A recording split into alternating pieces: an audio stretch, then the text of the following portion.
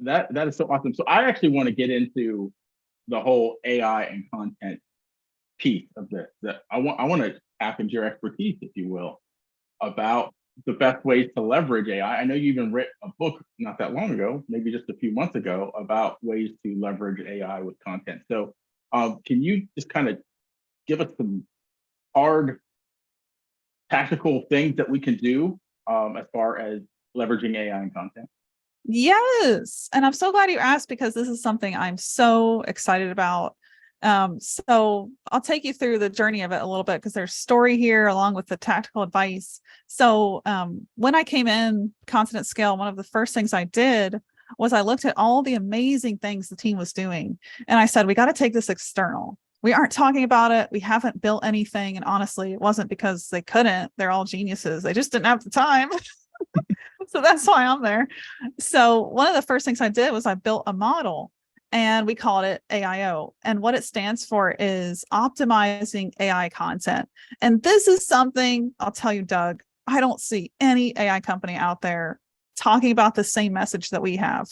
And essentially the message is you can't just take content straight from AI and take it externally and make it your marketing. You have to inject it with, and we built a framework called Craft. And we said, you got to inject it with these 5 things. So the first step you want to do when and you can apply this to anything, whether it comes from Jasper, ChatGPT, and especially from Consonant Scale. And again, Consonant Scale is built for your inbound blog. It is 100% for that purpose. Like it will save you time. You know, I've compared every tool out there to this one, and this one is the winner. It's why I'm here. So in any tool that you use, though, you don't want to publish straight from AI. You want to make it better. And 2 things there. First of all, how do you make it better? So we're teaching you how to do that. And then the flip side of that is in that change, in that reposition, we have the opportunity to help freelancers find a new workplace, basically like a new home, I would say a reskilling of things they know how to do, but they don't even know how to position it, how to sell it, so we're trying to help both sides. And I'll tell you, that's something I don't see really any AI company do well. And I think because I've trained writers over tens of thousands for the last 10 years, I'm in a unique place where I am just so honored to be able to bring this to them. Like, here is a way you can actually use your skills and not fear AI, that it's going to take over your jobs. Yes, it will. But in what shape and form will it? Well, guess what? That's up to you. Mm-hmm. You can reposition yourself and reskill and retool what you know. So in this AIO model, you know, we're building courses at Consonant Scale. We're building a certification program. We want to be the industry leader with teaching you how to use content that comes out of AI and make it ready to resonate with your audience, rank in Google, get you sales and clients, all those good things.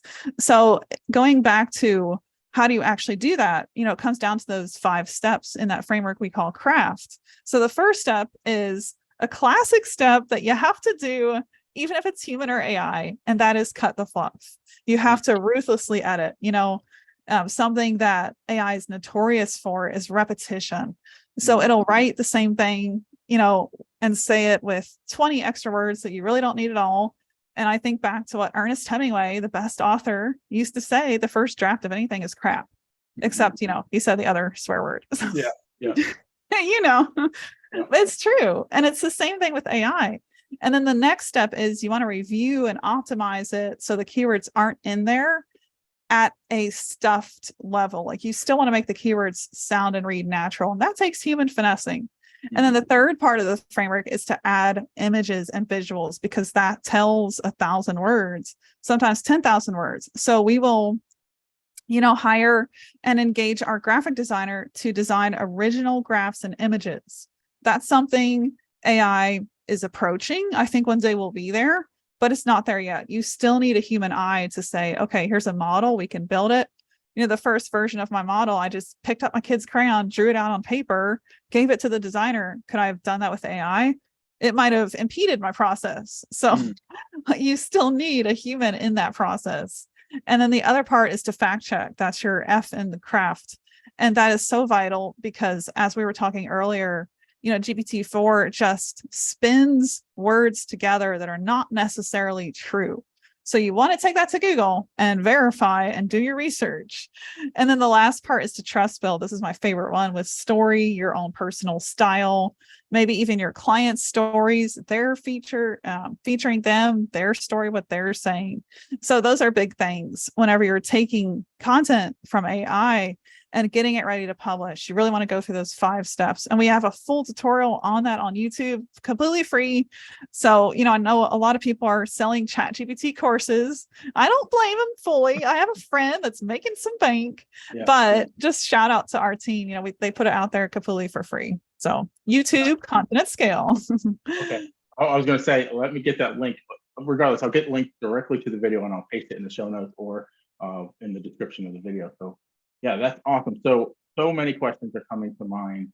The speed of AI. Let's talk about that, because all these AI companies have to be like changing constantly. Like the AI is growing and expanding, and so at Content AI, is that like something like you're doing daily? Is just seeing how it's evolving? Yes, 100%. And I would say this team especially is taking it a step further because of the position they have in the industry as an innovative leader. And that's one of the reasons why I jumped aboard the ship. Like, okay, this is something here. This is not just another, ChatGPT API call here. They're really building something. So they have their own proprietary software that's built into the NLP.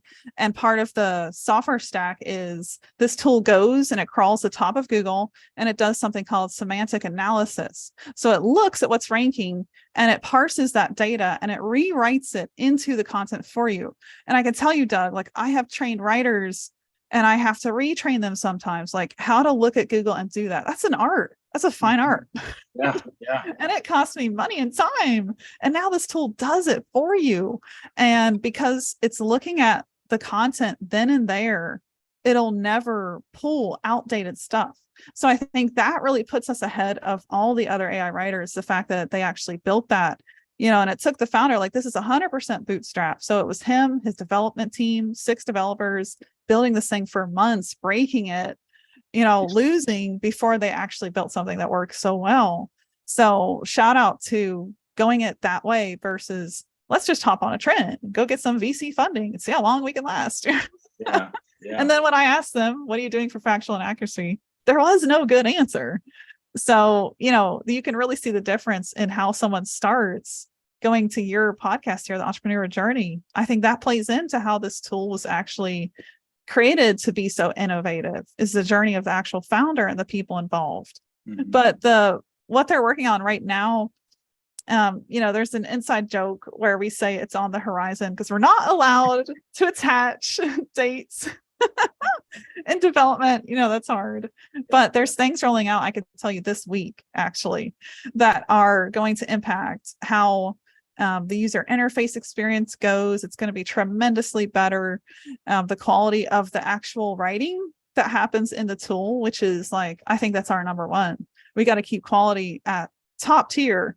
If I can replace my writer or decrease my writer's time by 7 hours because this tool writes as good as her, that is why I'm going to adapt. So that single factor, they're just working on that to get better and better and better as new language iterations roll out. Okay. Another question. So at Content at Scale, I think I heard you say this is specifically for blog. Is that right? Everything like that you do is niche to blogging.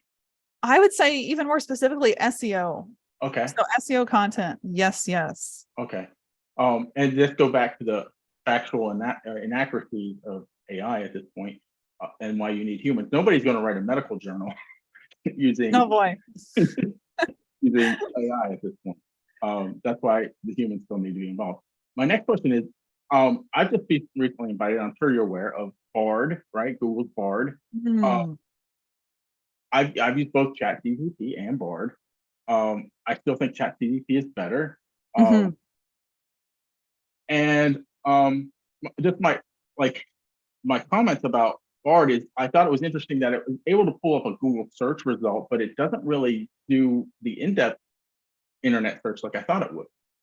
So any thoughts about AI and tapping into the internet for the knowledge?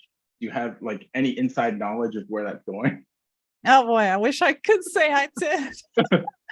I was drilled on that in a boot camp I recently helped host for digital marketer.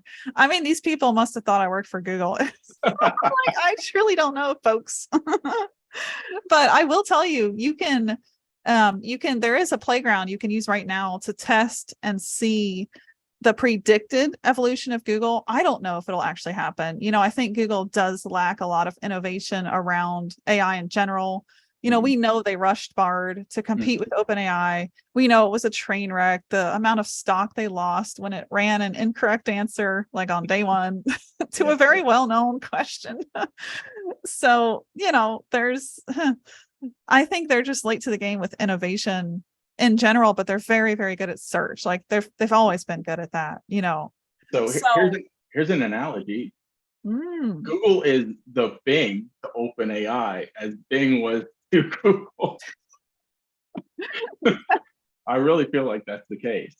Yes, it could be, because Bing is really making a comeback. So we can talk about that now.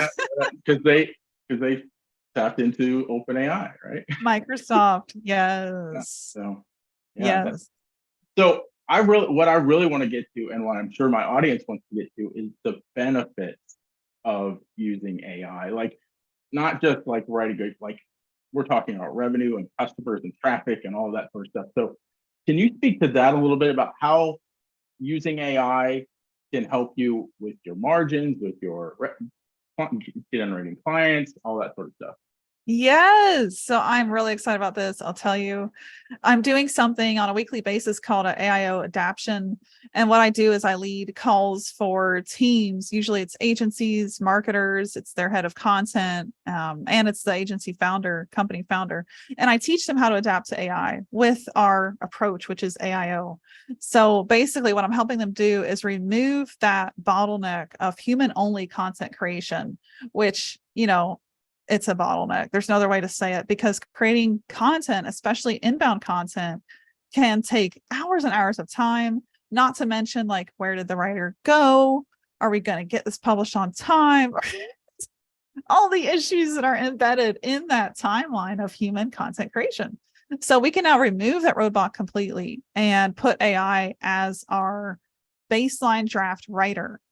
And with content at scale, the differentiation point there is the first draft is actually good. It's worth something versus a draft riddled with errors, doesn't even have SEO structure, missing the conclusion, the H2, the click to tweet. It's like all of that is generated in 5 minutes by content at scale. It's unbelievable. So the fact that we have that means we can now adapt, because the technology is here and we can remove that bottleneck from SEO content creation. But what I'm teaching teams to do is basically to add a human layer on top. And then what we do is we do some analysis on profit margin, what they're going to pay versus what they used to pay. And I'll tell you, the average is, I've been seeing a 9 to 15x reduction on cost. Wow. And increase in profit if you are reselling this to your clients. That's tremendous. Like, your company just got 15 times more profitable. Are you kidding me? Yeah. Now, so amazing. Yeah. Is that a particular type of industry that primarily been tapping into that?